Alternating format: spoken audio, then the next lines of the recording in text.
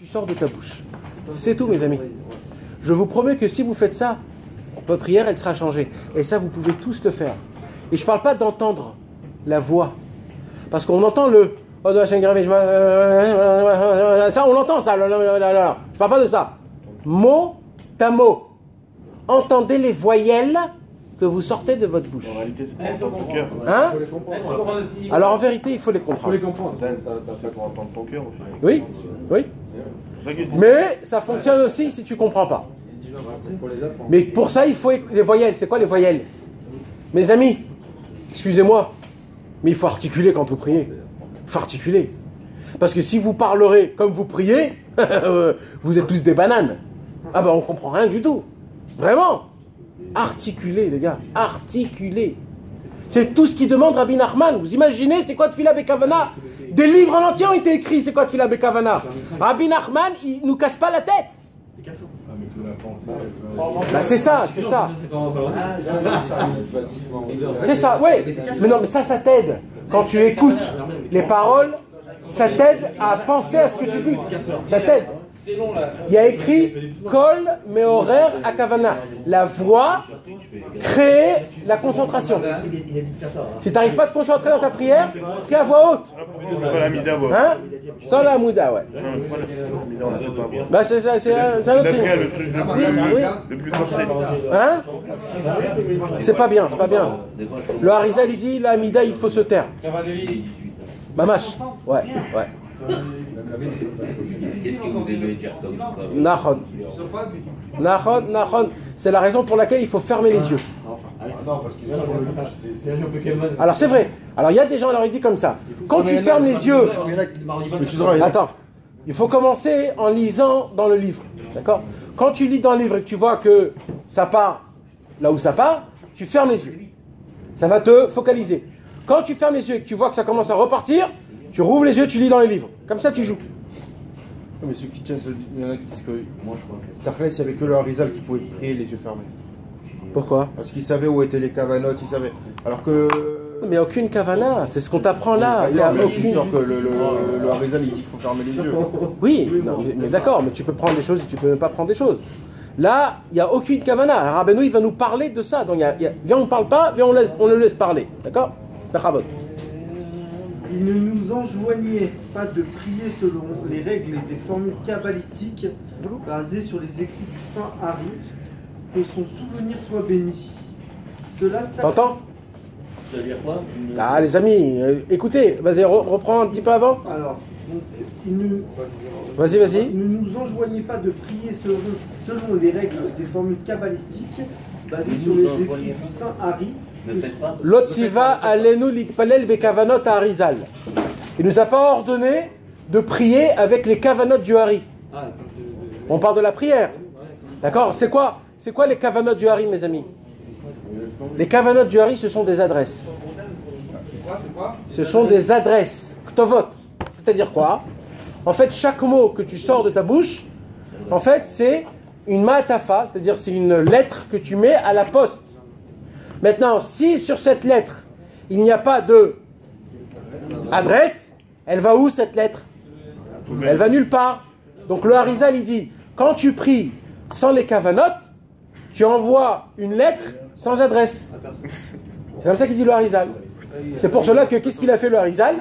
Il a écrit, merci, que Dieu te bénisse. Il a écrit toutes les adresses de chaque mot de la prière. Ce sont quoi? Ce sont des noms de Dieu. Alors il dit Rabbi Nachman, avant peut-être c'était comme ça. Mais aujourd'hui l'adresse c'est quoi? C'est le cœur. C'est comment tu pries avec l'attention, avec la kavana, comment on a dit, l'intention? L'intention. Et ça suffit. Parce que Rabbi Nachman, il demandait à ses élèves, que ses élèves ils étaient assez tzadikim pour prier avec des kavanot du Harizal, mais malgré ça, il ne priait pas avec des kavanot du Harizal. Cela s'appliquait même à ceux de ses disciples auxquels il avait ordonné d'étudier les écrits du saint Harry. Voilà, ça veut dire Rabbi Nachman avait des élèves, ou Rabbi Nachman avait ordonné à ces élèves-là que pour leur neshama, ils doivent étudier tous les écrits du Harizal. Donc automatiquement, quand tu étudies les écrits du Harizal, ben, tu appliques. Nahon. Donc quand tu apprends le Shara Kavanot et le Pri Etzraïm, tu es obligé de prier avec les Kavanot du Harizal. Mais il dit Rabbi Nachman, non, je t'ai ordonné d'étudier, mais pour prier, ne fais pas rentrer ça. Continue. Et il ajouta que pour l'essentiel, la prière trouvait son accomplissement dans la simple énonciation des mots. Vous imaginez les paroles qu'il a écrites, écoutez les gars, il faut répéter là, il faut répéter. Et il ajouta que pour l'essentiel, la prière trouvait son accomplissement dans la simple énonciation des mots. C'est tout. C'est tout. Des mots de quoi? C'est pas tous les mots, c'est non, de prier avec les noms de Dieu et de savoir chaque prière où elle doit aller. Tu comprends? Mais lui, il le faisait quand même. Alors, Rabbi Nachman, tu vas voir. Bah oui, parce que tu rentres dans le mathématique des choses. Ça devient une mécanique. Non. Ça devient c'est énormément. Ton cœur, tu perds ton cœur. Ça devient table. Ça devient Chacham. Bah attends, il faut que tu saches quelque chose, Jordan. Il y a des gens qui sont capables de faire ça. C'est pas tous ceux qui font ça, ils se trompent. Il y a des gens capables qui sont... Nous, comme nous, on n'a pas un cœur assez grand, assez gros. Quand on voit ça, on rentre dans la mécanique des choses, donc on perd le cœur. Mais ça ne veut pas dire que tous ceux qui font ça, ils se trompent. C'est important de savoir ça. Il commence Shabbat matin en net, il finit à 2h de l'après-midi. Non mais ça existe aujourd'hui des gens comme ça. Je sais, j'ai vu C'est toute la journée, ils prient. C'est toute la journée. Un comme ça. Ouais. Donc ça prend des heures et des heures. Maintenant tu vois que ces gens-là, c'est ça, moi aussi j'avais une période où j'avais une très grande envie de prier avec les Kavanot du Harizal. Je suis allé dans des synagogues qui priaient et j'ai eu un choc. C'est que les personnes sont devenues mécaniques. C'est-à-dire quand ils disent Baruch Ata Hashem Elokeinu Melech Haolam, c'est pas Baruch Ata comme je vous ai raconté chez Rabbi Israël. Il faisait comme ça. Baruch Ata. C'est devenu mécanique. Il n'y a plus de cœur, il n'y a plus de compréhension, il n'y a plus... C'est pas comme ça qu'il faut prier. Il faut associer la mécanique avec le cœur. Et ça, c'est énormément difficile. Tu peux pas. Et ça, c'est très grave. Et ça, c'est aujourd'hui, encore une fois, il y a des gens qui sont capes. Mais aujourd'hui, dit Rabbi Nachman, la plus grande kavana qu'il existe au monde, c'est de comprendre le mot, qu'est-ce qu'il veut dire. Quand tu dis Baruch Ata, veut dire béni soit-il mon Dieu. Vous comprenez? Béni soit-il mon Dieu, mes amis, c'est tout, c'est que ça. Et ça, c'est pas une base pour des Baal et Tchouva. Ça, c'est la plus grande kavana qui puisse exister. C'est la plus grande kavana qui puisse exister. Ça veut dire, si vous prenez le plus grand tzaddik de toute la génération, Moshe Rabbeinu, comment il priait Moshe Rabbeinu? Il ne priait pas avec les kavanot du Harizal. Même Moshe Rabbeinu, il priait de cette façon-là. Et figure-toi, Stéphane, que même Rabbi Nachman de Breslev priait comme ça. Non. Il va le dire là, Bechamod. Alors, c'est cela qu'on entend par l'attention particulière qu'il faut avoir dans la prière. Penser à la simple signification des mots que l'on prononce et entendre distinctement les paroles qui sortent de notre bouche. Voilà. Ouais, d'entendre. Penser à la simple signification. Ouais, c'est obligatoire. Nachon. C'est pour ça que je vous ai dit. Je vous ai dit, vous êtes obligé une fois, 2 fois ou 3 fois de prier en français. Ouais. C'est vrai que c'est un problème. Nachon. Un jour j'ai étudié avec des amis la traduction de Tikkun HaKadosh, mais j'aurais pas dit que c'était la traduction. Je dis, oh, c'est beau le mot usage, mais c'est ce qu'on lit tous les jours. C'est plus en français, mais c'est pas. Mais parce que les gens aujourd'hui n'aiment pas paraître païens ou paraître français, tu vois.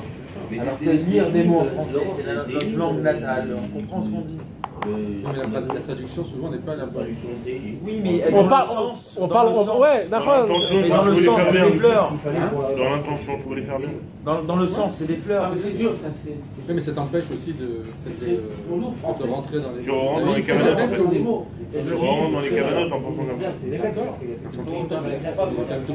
Mes amis, venez, on essaye de... C'est pas se limiter, mais c'est le commencement. Quoi qu'il arrive, à faire de. C'est obligatoire. de course, Quand tu ouais. veux c'est obligatoire. Mais faut pas que ça t'empêche. Une fois après que tu connais Faut l'avancer. Avec la cliente. Mais bon, si ça t'arrange pas, si tu préfères, De manière tu fais toutes tes prières en France. Tu fais pas toutes tes prières en français. Tu fais toutes tes prières en français. quand je prie comme ça, je vais le faire en français. Faire le pan. Arvit et tout ça. Je lis en français. Mais au moins ça me touche. On va prendre les droits, C'est sûr. Il faut une fois par semaine s'enfermer dans sa chambre, prendre sa matinée, pas de dire à 9h je suis au bureau, et de prier vraiment en français en mettant tout le cœur. Mieux de dire en français d'avoir le cœur que de dire en hébreu. Pour le commencement. Où on fait ça, Mais Nathan, tu m'as il dit? est peut-être mieux de le dire. Si en tu as hébreu. une synagogue qu'on va te laisser tranquille, fais dans une synagogue. Ça va arriver. Mais si tu n'as pas une synagogue, fais-le chez toi si on va pas t'embêter. Mais fais-le dans un endroit où tu peux te... Ou va même dans une forêt. Va même dans une forêt. Mets la bâtée de filine, ton talit. Prends toute ta matinée, parce que ne prends pas... prends ta matinée et vas-y. Prends ton temps. Mamache, prends ton temps à lire lentement les paroles. Lis-les à voix haute, en ferveur, même si c'est du mytho. Et tu verras, frère. Déjà, tu verras à la fin de la prière, tu seras fatigué. Parce qu'une prière, c'est ça. Une prière, c'est un combat. C'est un combat. C'est du sport. Non, normalement, après une prière, on doit s'asseoir comme ça. Fatigué. Fatigué. Voilà une autre question. Les gens qui travaillent, d'accord, ça fait du matin, pour même si ça fait un peu tôt, ils doivent aller travailler, s'ils vont faire doucement, ils vont pas arriver au travail. Non, alors je lui ai dit, il faut au moins, pour ce problème-là, au moins une fois par semaine, faire ça. Au moins. Je sais pas quand, un vendredi, ou je sais pas.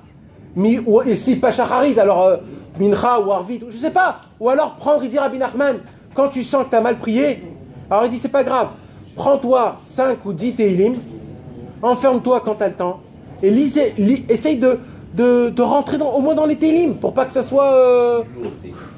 Eh oui. Pourquoi? Pour que tu rentres dans la prière, pour que tu pries vraiment. Continue. Alors, et il tournait en ridicule les gens qui prétendent qu'il ne faut pas se forcer à prier. Vous imaginez ce qu'il dit là, Rabbi Nachman? Il est ridiculisé. Les personnes qui se disaient il ne faut pas se forcer à prier. C'est-à-dire quoi, il ne faut pas se forcer à prier? Il faut attendre que j'ai le chloup. Il est long. Comme en français. Alors? Et il mettait beaucoup l'accent sur l'importance qu'il y a de prier avec toutes ses forces, en faisant pénétrer toute notre énergie dans les lettres des mots que l'on prononce. Alors ça, c'est un niveau un peu élevé. Mais c'est un niveau applicable.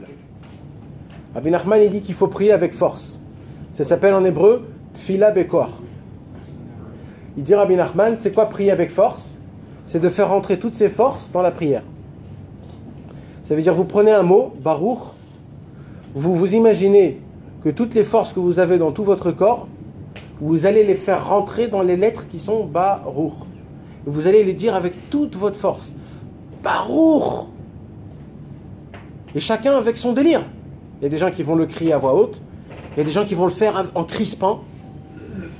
Moi, je connais quelqu'un, que cet homme-là, c'était fou à voir ça.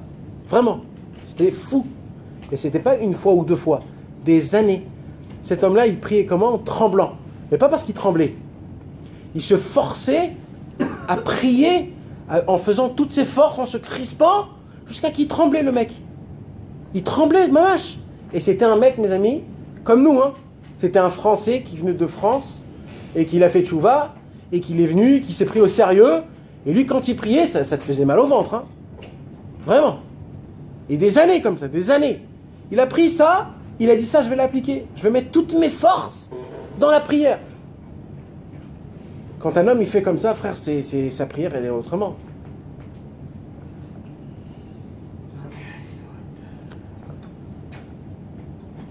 Et quant aux pensées extérieures qui nous viennent pendant la prière, il nous enjoignait de les ignorer complètement et de laisser la prière se dérouler normalement. Voilà.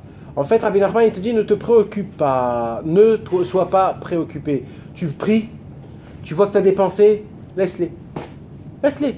Continue ta prière. Déroule ta prière. Fais-la, ils vont passer, c'est mauvais.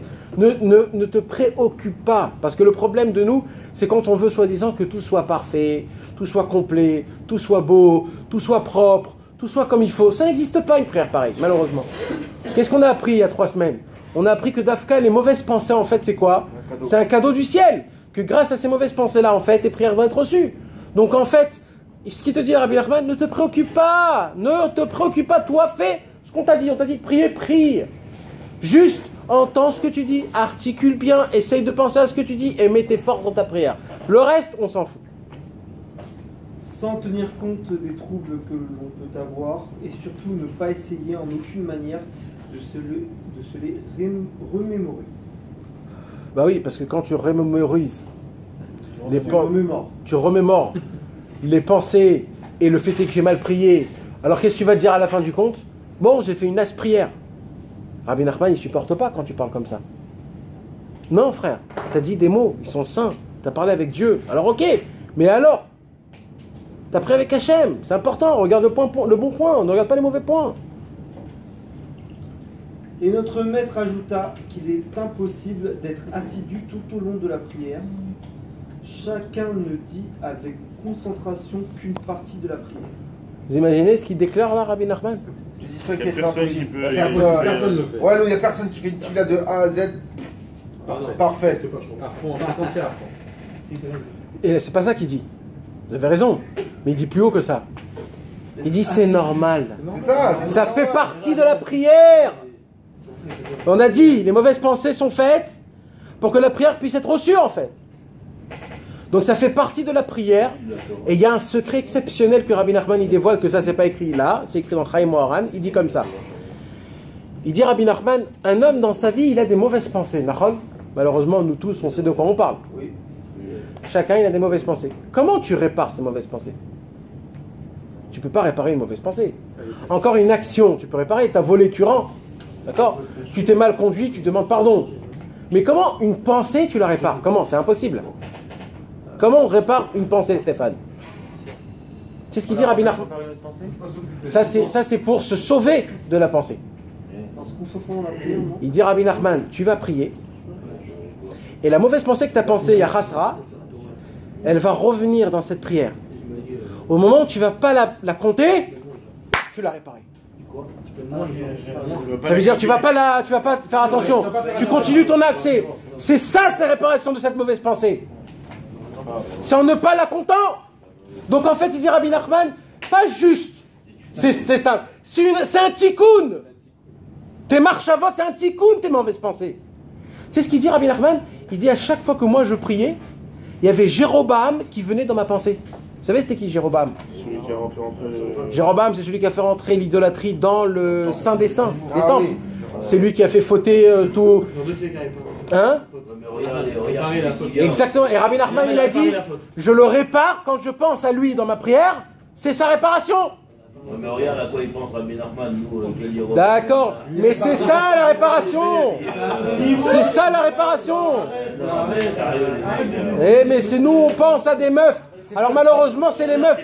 Alors, non. Tu lances ça juste pour... Mais non, mais regarde. Mais si, arrête. Tu lances ta phrase juste pour piquer, là. Arrête, c'est bon, Stéphane. Pourquoi tu te compares? Il n'y a pas de comparaison. Arrête, c'est très bien tout ce que tu dis, c'est juste pour balancer ça, Stéphane. On n'a pas le même niveau que Rabbi on le sait, pour la ligne, chacun à son niveau. Pourtant, t'es là toutes les semaines, alors... Il n'a pas encore compris que lui, c'est lui. Et les autres, c'est les autres. Mais non, mais regarde, ça veut dire, regarde ce qu'il nous laisse à nous. Regarde sa pensée à lui. Mais tu parles de Rabbi Nachman, de qui tu parles? Eh ben justement. Alors lui, il parle de simplicité. Mais lui, il parle de simplicité que n'importe quel homme. Non, mais à son niveau de Rabbi Nachman, ça veut dire même Rabbi Nachman, que Rabbi Nachman, il a dit tout, kol ha'inyan sheli urak tfila. Rabbi Nachman, il a dit tout mon sujet à moi, dans tous mes livres, dans tout, c'est que la prière. Donc on doit se dire que Rabbi Nachman, c'était un master dans la prière. Et bien même Rabbi Nachman, il te raconte, et c'est un mec, parce qu'il faut être balèze pour que Rabbi Nachman, il te dise ses pensées. Et bien il te dit, ben les gars, sachez, même moi, j'ai des pensées extérieures quand je prie. Quand je prie, j'ai Jéroboam qui vient dans mes pensées. Mais nous, on est des imbéciles heureux. Alors qu'est-ce qu'on dit? Ouais, c'est des mauvaises pensées, c'est pas bien. Il dit Rabbi Nachman, Bidou Kafour.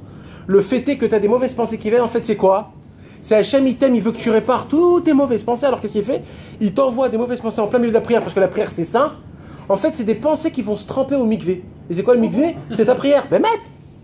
C'est comme ça qu'il se purifie. T'as des pensées qui te viennent. Tu sais pas d'où? C'est exactement ça.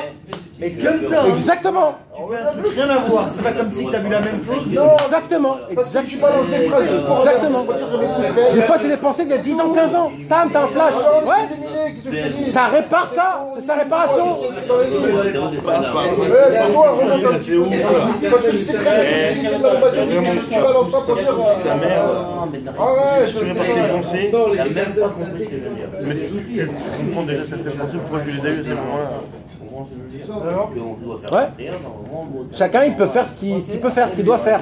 Mais ça veut dire ne regarde pas ça comme un mal. C'est une réparation. Ouais, c'est une grandeur ça. Tu t'imagines cette force qui dit Rabbi Nachman?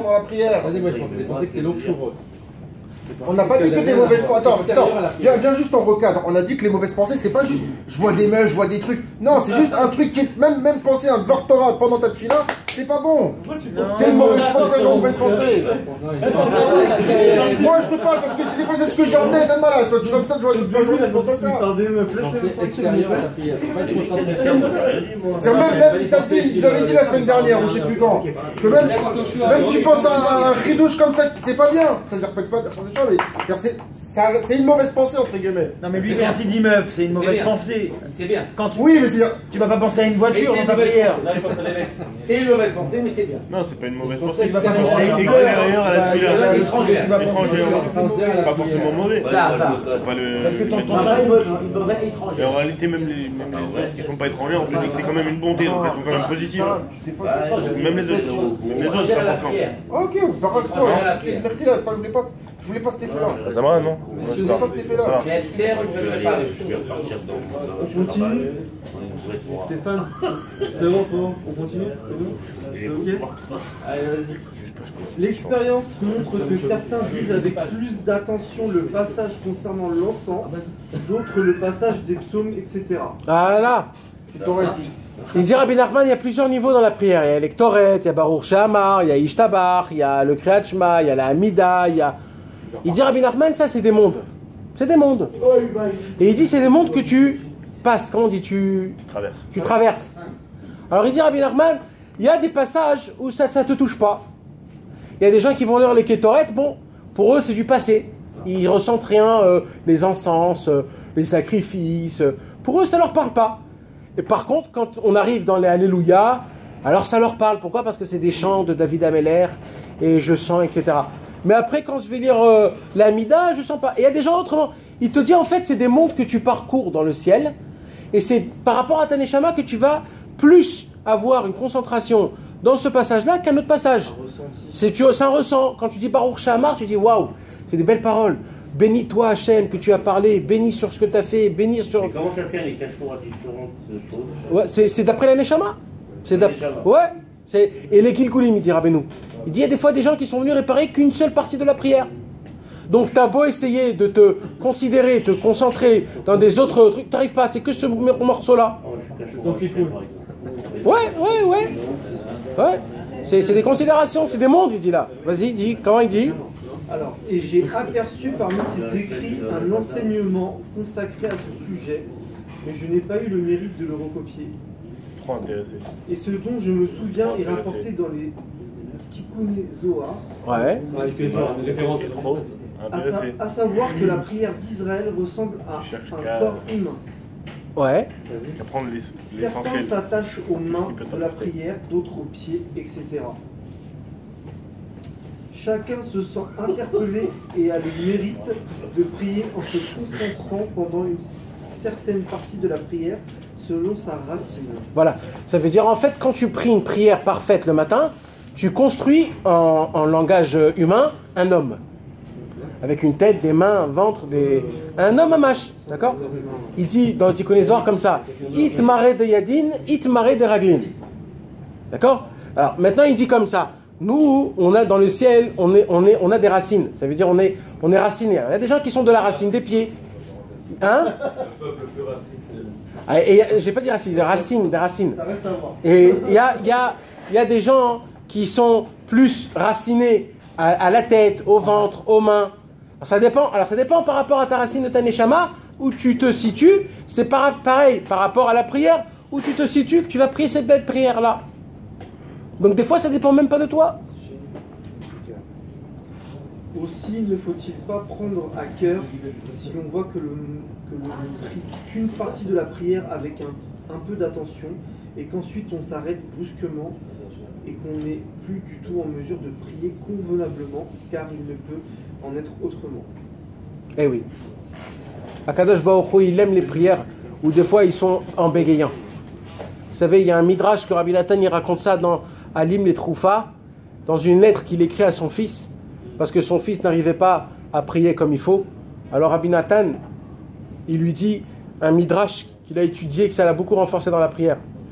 Il dit Im yelet shashuim zachor eskerenu. Rashi il dit c'est quoi Im yelet shashuim? Yelet keben gimel odalet. D'accord? Alors il dit comme ça. Il dit Akadosh Baruch Hu nous regarde et il s'amuse avec nous comme un enfant, comme un papa qui s'amuse avec un enfant. Et Rashi il dit quel enfant? Un enfant qui a l'âge de 2 ans ou 3 ans. Alors Rabbi Nathan il dit c'est quoi cette explication là? Qu'est-ce que j'ai besoin de savoir 3 ou 4 ans? Un enfant, j'ai compris, un papa il s'amuse avec un enfant. Alors il dit Rabbi Nathan non. Rashi il a fait exprès de nous dire pourquoi cet enfant il a soi-disant l'âge de 3-4 ans. Il dit pourquoi? Il dit parce qu'un enfant de 3-4 ans il ne sait pas parler. Il ne dit pas encore des mots. Comment il parle alors? Il parle en bégayant. Ou alors en disant des mots inventants. Maintenant, quand un bébé il parle avec ces mots inventés, le papa et la maman ils le comprennent. Il comprend. Quand il dit popo, papa, pipi, il comprend. Il sait quoi, qu'est-ce qu'il dit. Alors il dit c'est comme ça Hachem, il dit c'est comme ça. Quand même nous on bégaye et quand même nous on prie comme quelqu'un qui ne sait même pas dire les mots, ça veut dire même les mots tu ne les dis pas comme il faut, Akadosh Baruch Hu il te comprend. Parce que c'est comme un papa qui comprend son enfant quand même il ne sait pas. Nahon, ça veut dire, c'est ça qu'il te dit. Il dit normalement c'est comme ça que ça doit être. Mais sache que même de ce côté-là c'est pas grave. Tu comprends? Il va dans tous les côtés. Il te dit d'abord c'est où qu'on doit aller. C'est ça le chemin, le point. C'est là-bas où tu dois arriver. Mais quand tu es tout en bas, même là-bas, Hachem, il te comprend. Vas-y, continue. Alors, le moins qu'on puisse faire, c'est s'efforcer de prononcer le reste de la prière de la manière la plus simple possible. C'est ça. Ouais. Encore une fois, pas en bâclant. Le Bataclan. C'est-à-dire que Bah, sans te prendre la tête. articuler. Entendre ce que tu sors de ta bouche. C'est ça de prier comme il faut. Faire sortir tout simplement. Et même si parfois, en dépit de nos efforts, nous n'arrivons pas du tout à prier, il ne faut pas se laisser abattre en aucune manière, car il ne faut jamais perdre de vue ce principe. Ne jamais se laisser abattre quoi qu'il arrive, même si l'on n'arrive pas du tout à prier. Ne jamais se laisser abattre. Les gars, qu'est-ce que vous arrivez, vous vous levez tous là? Je marche un petit peu là. C'est mal au fesses. Elle est longue la Torah. On va commencer. Elle est longue la Torah. Les 3 pas, les 4 pas, Il y a encore combien de temps là? Même en ivrite, elle est longue. Celui qui veut rester, il reste. Celui qui veut partir, il part, non? C'est quoi cet embrouille là? Tu vas finir. Il reste 30 aussi ce soir, monsieur. Tu vas finir. Ah ouais, il est un peu tard. C'est que il faut la faire la semaine prochaine. Je vais pas me lever pour te faire comprendre quoi que ce soit. Hein. Mon frère, c'est pas, il veut rester jusqu'à 6h du matin, il reste, on l'écoute. Ah ok. Moi aussi, alors je suis avec toi. Mais Moshe, il va dire. Il a lancé un petit regard discret, mais. Il s'est retourné. On va passer dans le fond.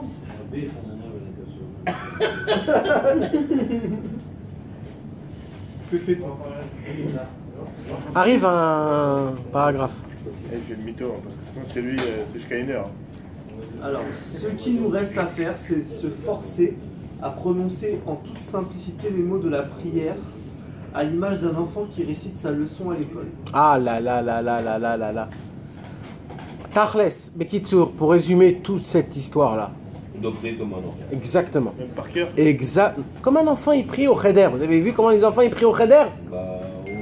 Bon, d'abord, c'est en chantant. Après, c'est tous ensemble. Et ils ont une ferveur. C'est pas comme nous. Ils ont une ferveur. Comme si ils ont une vitalité. Comme ça, il faut prier, les gars. Tout simplement. Ouais. Bechavod, vas-y. On se renouvelle chaque instant. Comme si on connaissait pas la prière. Et le fait même de réciter aussi simplement quelques mots de la prière nous entraînera généralement avec l'aide de Dieu à sortir de notre torpeur et sentir notre cœur s'enflammer de plus belle et subitement. Sans nous en apercevoir, nous nous trouverons à nouveau en train de prier avec tout notre élan. C'est quoi pur beurre là? Qu'est-ce qu'il a dit là? Torpeur. C'est quoi torpeur? Torpeur, c'est. Ah. Fureur, la fureur. Non, torpeur, c'était. T'es à plat quoi. T'es à plat. T'es à plat, t'es sortir de notre. Du trou en gros. Voilà, exactement. Alors c'est une différence énorme parce que la torpeur, malheureusement, on prie tous avec une torpeur. Là, il te dit, Rabbi Nachman, la nature de la prière, c'est qu'elle t'enflamme. C'est ça sa nature. Donc au moment où tu pries en torpeur, t'as beau dire toute la prière et tu t'endors. Donc ce qu'il te dit, Rabbi Nachman, c'est ne te laisse pas t'emporter par la torpeur. À l'inverse, emporte-toi par les mots de la prière. Sortir de notre torpeur et sentir notre cœur s'enflammer. Voilà. Laisse ton cœur s'enflammer. C'est comme une berceuse, mes amis. La prière, c'est une berceuse d'enflammement de spiritualité. Cependant, il faut s'abstenir de mettre cela à l'épreuve. Ah oui. Fin du paragraphe. Eh oui. Ça veut dire, il ne faut pas dire je veux voir si ça marche. On peut continuer. Non, tu laisses faire. Voilà, tu te laisses aller. Tranquille. Voilà. Ils sont tous partis. Avec le cœur. Voilà.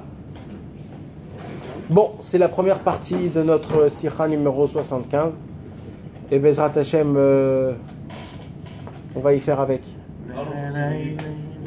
Hein? Pourquoi on n'est pas 10 là? Si, il y a 10, mon cher avec toi. Non, avec toi on est 10. Je peux faire caler, sinon que je fasse le